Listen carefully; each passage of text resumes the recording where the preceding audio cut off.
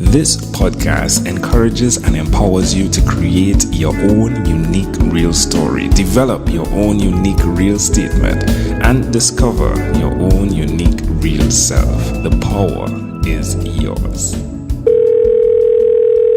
Good night, Rachel Brownlow Lund. How are you doing on this wonderful, beautiful night? I am doing so well, Angela. Thank you for having me. How are you doing? I'm excellent. I'm really, really great. A bath right before you podcast really puts you in a great place. Oh, yeah, I bet. Where are you these days? Are you, I saw Trinidad, Tobago, but then I also saw you travel around a lot. Yeah, I am in Trinidad right now as we speak. Okay. Definitely in the Caribbean and loving it. Definitely loving it. What part of the world are you in right now? I'm in Austin, Texas. Okay. So the U.S. Have you been here yet? Yeah, I have. I have been to... No, I did not get to Austin. We went horizontally to San Antonio. We didn't come south. Mm-hmm. Yeah. Yeah, San Antonio is beautiful as well. Yeah. We got to visit Geekdom. And on our way there, we passed through Waco. And we got to visit... HGTV, yes. Chip and Joanna's place. Yeah. Yes. I know exactly what you're talking about. Yeah, Mm-hmm. So that was amazing. Really love Chip and Joanna. That's another podcast conversation. Rachel, tell me, which of your talents is responsible for us connecting at this specific time in history? Yeah, well, I guess that would be public speaking. So you emailed me a few weeks ago, said that you had heard about me through Innovation Women, which is a really fabulous speakers bureau for entrepreneurial women who are looking for more speaker opportunities. And then you told me about the podcast, and I'll admit I hadn't heard about it yet. But then when I hopped on your website and started poking around, I am just so impressed and blown away by everything that you're doing and your amazing accomplishments. How many people do you usually speak with each day? It varies. Sometimes it varies. Sometimes 1, sometimes 2, sometimes 16, sometimes 30. Yeah, it varies according to where we are in the podcast. It's fun though. I love big, hairy, audacious goals. But I'm getting a little older now, so I'm doing it a bit slower now. And, having you on is definitely a result of having Bobby Carlton on, who founded Innovation Woman, and she's super amazing. So tell us, what do you speak on? Yeah, so I am a women's leadership and empowerment coach specifically for millennial women. So I speak a lot on boosting your personal brand and your reputation so that you can position yourself for different opportunities, for awards, which all end up going back to your bottom line. So I work with a lot of entrepreneurs and something that a lot of my clients struggle with is the visibility factor. So I help them through speaking and through one-on-one coaching and group coaching to get into a headspace where they can confidently portray their message and inspire other people. Empowerment. Where did you learn that from? Where did I learn it from? Yeah, because right through this conversation, you've been empowering who I am and what I do. Where did you learn that from? Yeah, from so many people. I have had just a host of amazing mentors over the years. I've been really fortunate to work with mentors and coaches, and I've had some accountability partners who have helped empower me. Of course, friends too, who lift you up. It's all so important. It's really the community. It's not, I can't just say it's, 1 or 2 people. It's really so many people that I've learned it from, and even books. Yeah, books are great mentors, and it's like the virtual mentor that you get to interact with. So why will you continue to repeat that skill? Definitely, it takes some level of energy to even decide to take the position that you're going to empower others. Why will you continue nevertheless?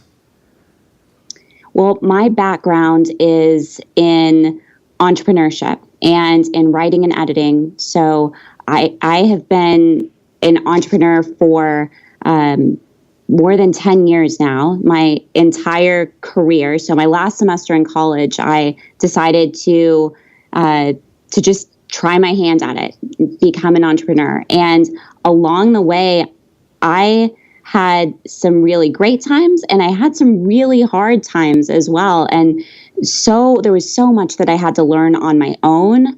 And I probably, some of it, of course, like I did have all the mentors and such at different times in my life. But when I was starting my first business, I really felt like I was on my own at the very beginning. And I made some decisions that, looking back, it probably, I may not have made those decisions, or I may have, if I were to do it again and knowing what I know now, I probably could have gone a much easier path, taken a much easier route. But now I'm helping other people so they don't have to learn some of those hard lessons. They can take what I have won and those pearls, and then I can help them to figure out their personalized strategy for how they want to advance in their career and life path. Where's the best place for them to connect with you, those that are listening? Probably Instagram is really good. I mean, email, of course. I will always respond to email, and I don't know if you'll be including that information. Yeah, sure. I know we have Rachel at me2lead.com. Yeah, absolutely. So that's great. And then Instagram is a good place too. And of course, LinkedIn. LinkedIn is a really wonderful tool. All right, Rachel. Tell me one other thing that you've done consistently over the last 3 years, please. Yeah. So one thing, and I've done this a little bit longer than 3 years, but one thing that I really have learned the value of is showing up consistently for other people. And that is in a professional context and also in a personal context. I think, so often people think that if they don't show up to an event, say a networking event, or they don't show up to a housewarming party or a wedding or a baby shower, something like that, they're not going to be missed. But I think people really do notice if you're there, and it means so much if you were there. So I make it a point to consistently show up and support the people I care about. And when I'm trying to meet new people, I show up for those people too. So yeah, I'd say that would be one big one. All right, my friend. Well, let's switch gears for a moment. Let me now invite you into my time machine that is surrounded with beautiful, warm, blue Caribbean water. Please, Rachel, tell me, what is your earliest childhood memory? Yeah, so the very earliest memory I have is, it's interesting. It's more of a color blob and emotions, but I feel like I would count it as a memory. And so that would be I was probably 3 or 4 years old. And I remember driving away from my great grandparents' house, and I was in the back seat of the car. I looked back and I saw my great grandfather waving at us, waving at the car, saying goodbye. And I just had this feeling at the moment that I would never see him again. And I think shortly after that, he did pass away.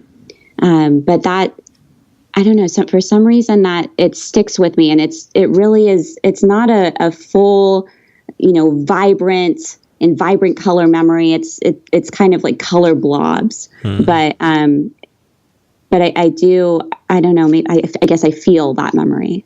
How do you see it connecting to who you are today? Yeah, I'm a very intuitive person, and it's not something that I've always allowed myself to be. I think there was a time when I shut down my intuition, but more recently, in the last 5 years or so, I've really developed my intuition even more, and I feel like I am in tune with how other people are feeling, and sometimes something that might happen, and just that extra sensory information that you don't really know how to explain. Intriguing. Can I offer an interpretation to the thought picture you created in my mind with that memory? Oh, absolutely. I'd love to hear it. I love how you pointed out the importance of showing up. And if you aren't there, that sometimes you think you won't be missed, but definitely you would or will, whichever one, right? You would be missed. And I think it's intriguing that space was there, right? Where you were there, and as much as you were leaving the space, your grandfather would no longer be there. And to see that you appreciate the presence of others now, understanding the value of it, because truly, what do we really know? How long will that person be around? And to see that in your earliest childhood memory is really intriguing to me. Well, that's such a beautiful interpretation. I love that. Thank you so much for sharing that with me. That does resonate. You're welcome. If we fast forward to when you were 12, what was your favorite song? Oh, 12. So that was the time of the boy bands.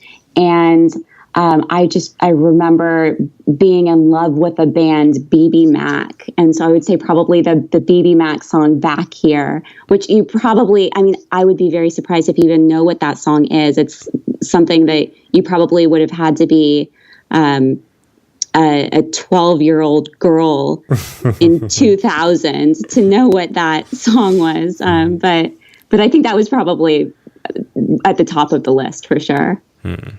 Love it. So the name of the song is Be Back Here? It's called Back Here. Oh, Back Here. Okay. Yeah, I just love how things connect as well. You were waving and your grandfather was back here. Just playing around with the thoughts, right? All right, my friend. Well, we've arrived at our destination. But before we get off of this time machine, there's a small declaration form. So it's yes or no. We're going to move pretty quickly here. Are you ready? Yes. Rachel, have you chosen someone to pass on your skills to?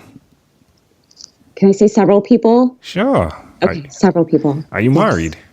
Yes. Do you have children? Just a dog child. There we go. Do you believe in God?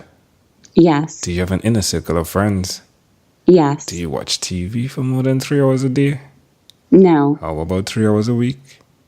Yes. What about screen time, the phone and or the computer? Is it more than 8 or less than 8 hours a day? More. Rachel, if you had to share with us your own unique real statement, a statement that represents who you are, Rachel Brownlow Lund, what would you say that is? Yeah, something that represents me. So what comes to my mind, and it's not unique. It's someone else's quote, but it's just the first thing that pops into my mind. And it's a quote by Barbara Stanny, or actually, sorry, her name is now Barbara Houston. But she said, feel the fear, have the doubts, go for it anyway.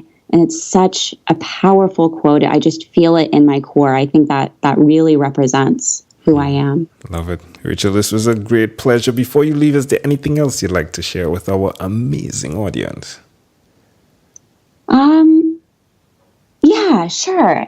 It's something kind of a hard wrought lesson, if you will. So, I would love to share, we all have challenges and we all have hard times. And the trick is not to get paralyzed and stop moving. And instead, just do the best that you can today in the moment. We're not always going to be in positions where we can sprint ahead to the finish line. And that is okay. If you can't sprint ahead, if you're not running, then really walk. And if you can't walk, then crawl and just do what you can do And those tiny advancements will eventually result in big wins. And that's really what I wanted to share, just the power of momentum. That's great. Yeah. Love it. Rachel, again, great pleasure. Thank you for being on What is Inspired by 12-Minute Convos with Angel Jones. This segment has been brought to you by Amazel Enterprise.